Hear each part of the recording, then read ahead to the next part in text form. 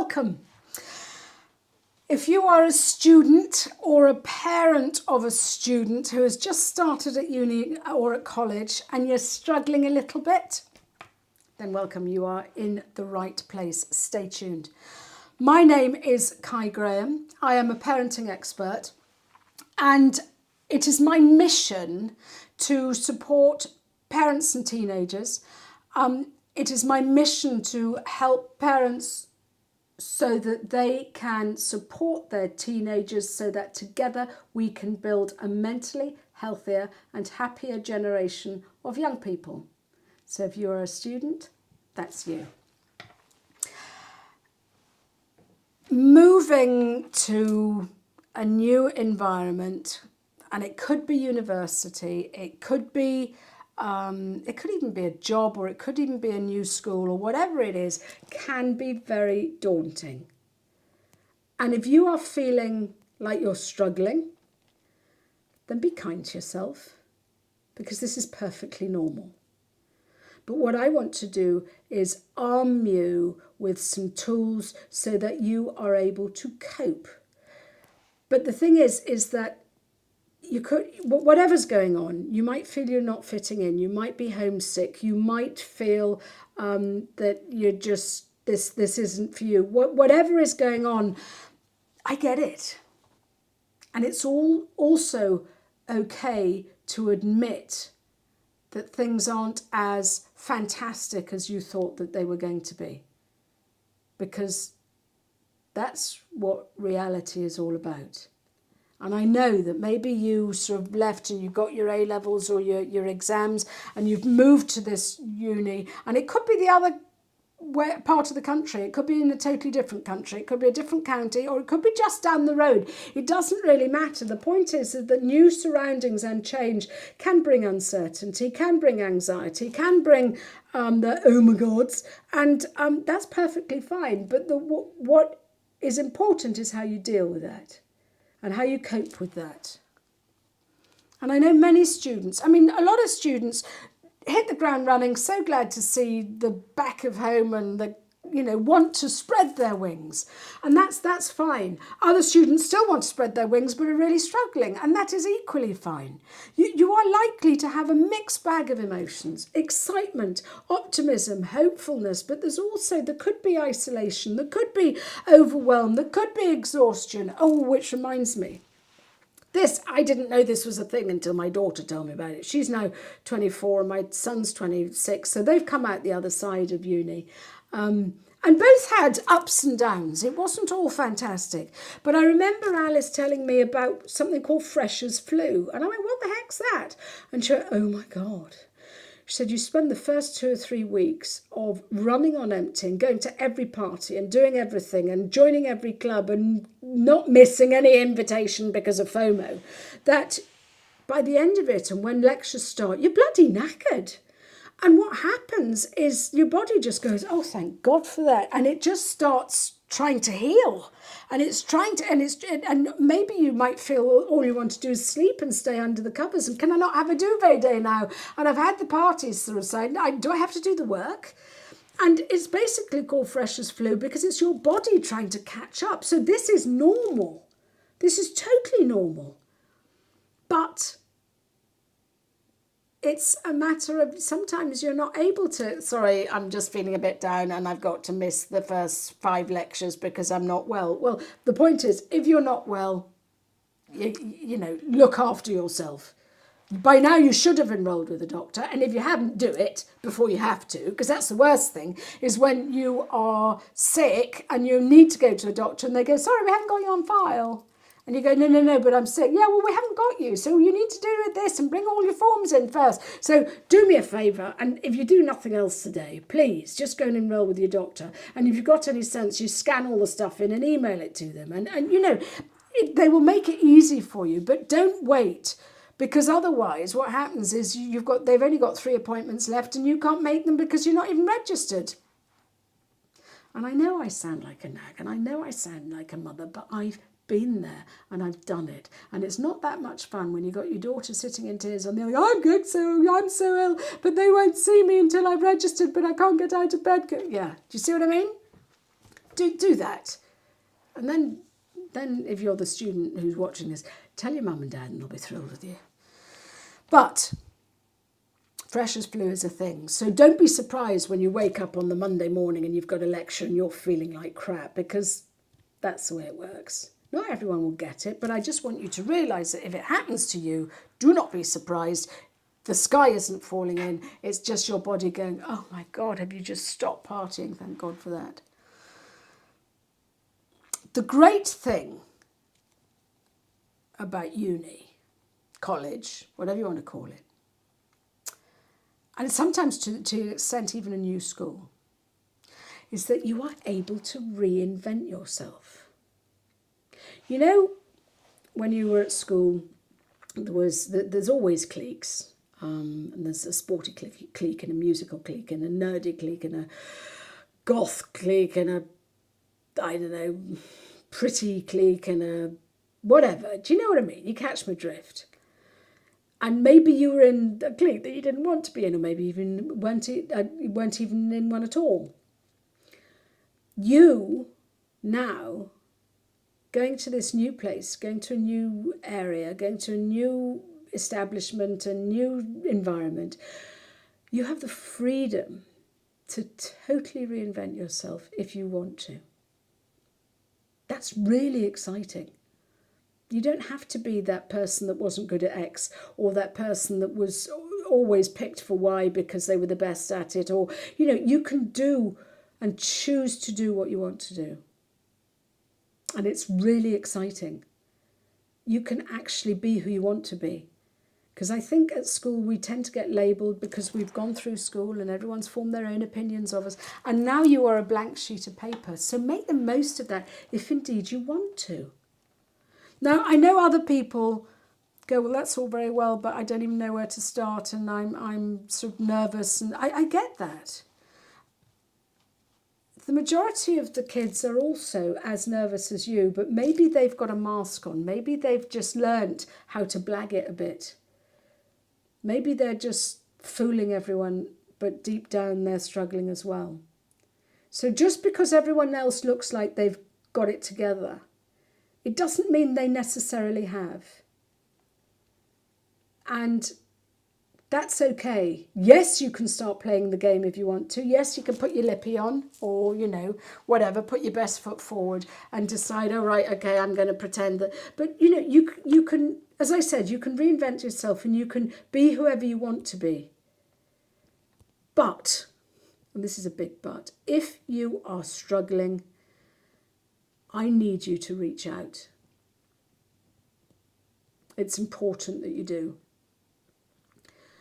I'm not even going to be a harbinger of doom and talk about statistics, about people that are struggling and the number of people suffering from anxiety and because you know that's not really very interesting to you if you're struggling.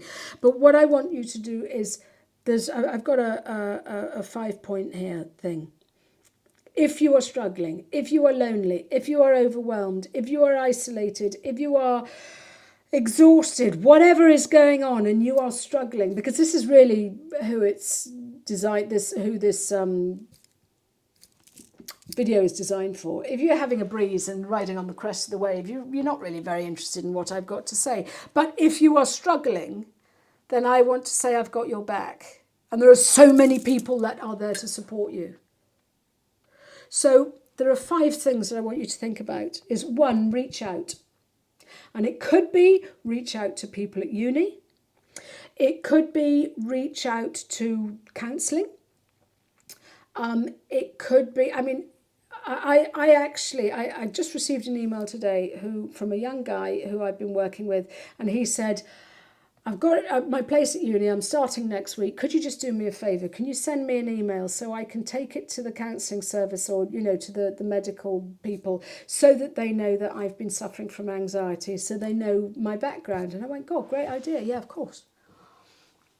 Just so people know what's going on, so people can keep an eye out for you. In the previous episode, I mentioned a buddy system. See if you can set up a buddy system where you are looking out for your mates They might not even be mates yet, because they could be total strangers, but people on your floor at halls, or maybe people in your house, or whatever it is, so you can keep an eye out for one another.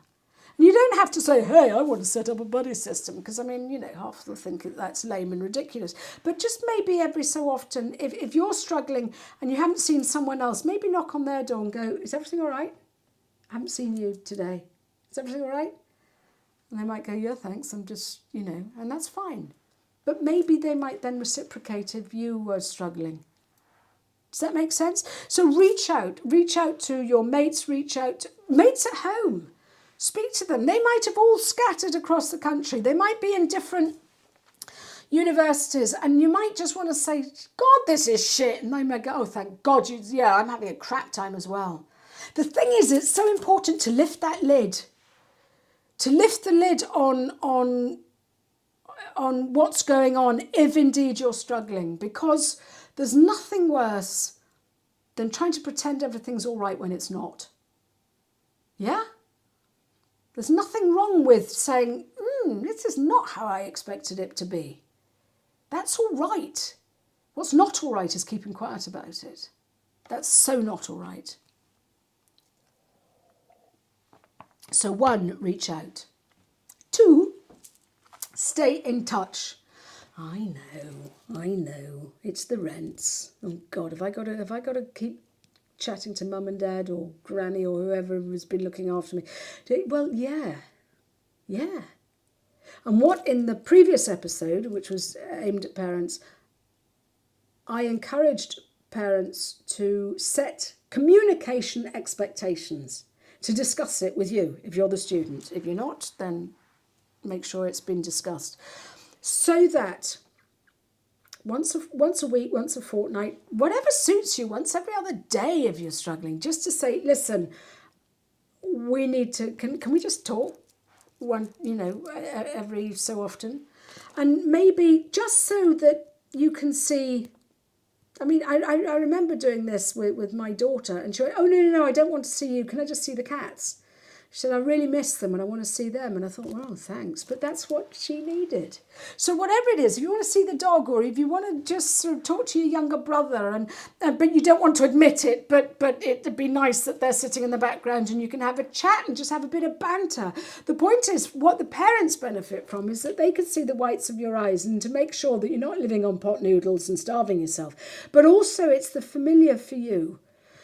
It's the familiar for you to go, do you know what, life's going on and they love me and that's cool, and yeah, they've just recharged my batteries. Or it could be a way of you just saying, can you just pop down next week or at the weekend and bring a lasagna, or whatever it is. But staying in touch is with the family is really cool. You don't have to do it, and if you're having a great time, then still do this. Because your parents are probably thinking, oh my God, what on earth are they up to? Why haven't they contacted? Just do it maybe once a week, once a fortnight. So that, and if you do it on a regular basis, this conversation with them might only last 5 minutes. Let's go, yeah, it's all right, it's fine. Or it might be a bit of banter, or it might just be, can you just help me? And whatever it is, it's all right. But if you have set that precedent, that expectation that you are going to speak to one another once a week, once a month. I don't mean solely, I'm just talking about face-to-face, as in Skype, Zoom, video chat, whatever it is. You can text them and Facebook chat them as much as they like, but there is something very reassuring about seeing someone's face, seeing the picture of them, seeing, for your parents to see if you're coping, and for you just to go, oh God, yeah, my brother's just as annoying as he was when I left. Do you know what I mean? So do that. Number 3, get out and about. Yes, it's hard if you are struggling, if you are feeling isolated, if you know no one. But I tell you what, 95% of the other people are also in the same boat as you. So I remember when God, ages ago, I went to uni, or poly at the time, and I was there and I sat in my room after my parents had left, and I thought, crap, what am I going to do now? And I felt really isolated and really alone. And it was silence in the corridor. And I thought, what am I going to do? So I went downstairs. This was really unlike me because I was really shy. I was really I had no self-esteem. I was really self-conscious. But I stood, oh God, at the university, at the hall's notice board, and I pretended to read all the notices that were on the board.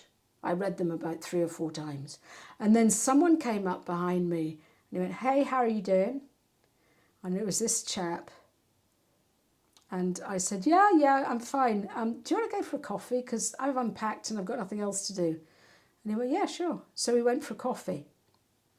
And then as we were walking out, there were 2 other people there. And I said, we're going for a coffee. Do you want to come? And so we just sort of sat and started chatting. It felt really hard at the time. And yet it was probably the best thing I ever did, because that chap turned out to be, later on, my best man.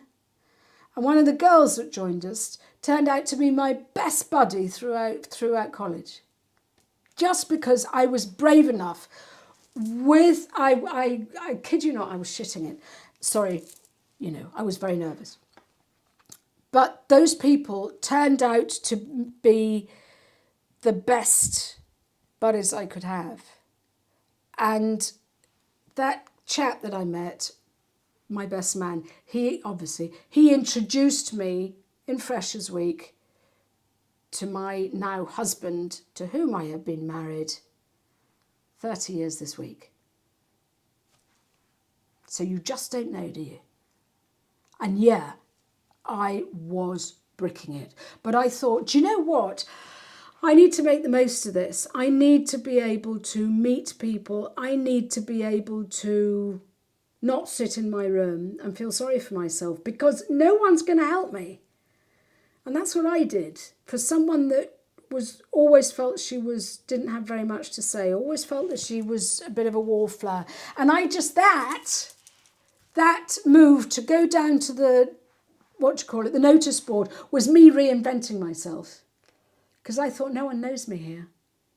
No one knows that this is how I feel inside. And so I did it. So get out and about.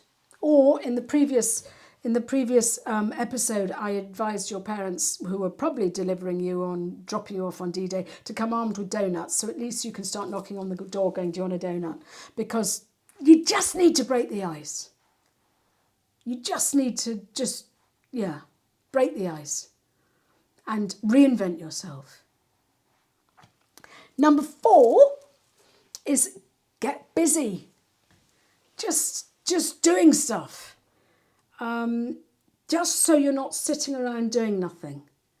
Go out and meet people. Go out and, I don't know, even start, if you haven't done, start reading from your reading list, or start going out and looking at the Students' Union, or go and do a Tesco shop or whatever. Just do not sit and mope around in your room. Get busy. Enroll at the medical centre. Go and get a library card. I can't even remember. Go and get your Student Union card. Go and do all this stuff. Go and look and see what's on offer with Freshers Week. Just get busy. Keep reaching out to people. Because when you're busy, it pushes away that loneliness. It pushes away that feeling of overwhelm. Open the door and say, anyone want to watch X on Netflix? I'm about to watch this series. Anyone want to come and join me? And someone will shout back, God, that's lame, I've seen it. And someone else will go, yeah, hang on a minute, I'm just making a coffee. But just and keep your door open. I said in the previous episode, get a doorstop. Or if not, open the door. You know where there's the door jamb, and you open the door. And if you this is what my daughter did, the door opens and there's that sort of gap. Put a can of deodorant in the gap so the door can't shut. That's what she used to do. So that at least people were walking past and she could say hi and chat to people, because we need to reinvent ourselves, so, and just meet these people, because you could turn out marrying them. I did. And then I've got a blog post about this as well. So caigraham.com/blog, and you can go and see it. And I'll put it in the description. But join clubs. And there's so many of them. Cheese eating and rugby and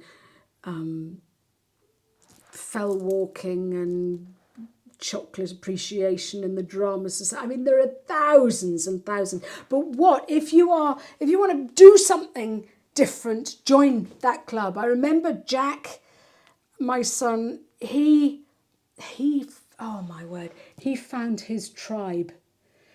He started to do something that he'd never done before, and he joined the rowing club, and it was the making of him and the saving of him. Every club has, socials and stuff like that, but when you find your tribe, you might not have found them yet. I know so many kids that sort of go, I just don't feel as though I fit in. And that's because school's so small. It probably feels really, really big when you were there. But school is so small, and it's got the same sort of people from the same sort of town, from the same sort of whatever. Whereas when you go to uni, oh my God, it's a totally different ball game. There are people from all walks of life, people from all backgrounds, from loads of different countries, with loads of different interests. And Jack had never done rowing before. I said to him afterwards, what possessed you to do that? And he went, I was reinventing myself. And it's the best thing he ever did, because he found his tribe. And you can too. And maybe you've always been on the rugby team and you thought, oh God, never again. And you want to do hill walking, or you want to do, I don't know, whatever. Then you can do that. University, college life offers that opportunity. And the great thing is when you get in early, you get in with other beginners as well. Because I know sometimes, when you go through school and, maybe you never managed to get onto the rugby team or the hockey team or the tennis team because it was already well established. Now you can do new stuff because that's the opportunity, and you can join other people who are new at stuff as well, and it's all a part of broadening your horizons and being that person you want to be. And it could be the same person, or it could be a totally different person.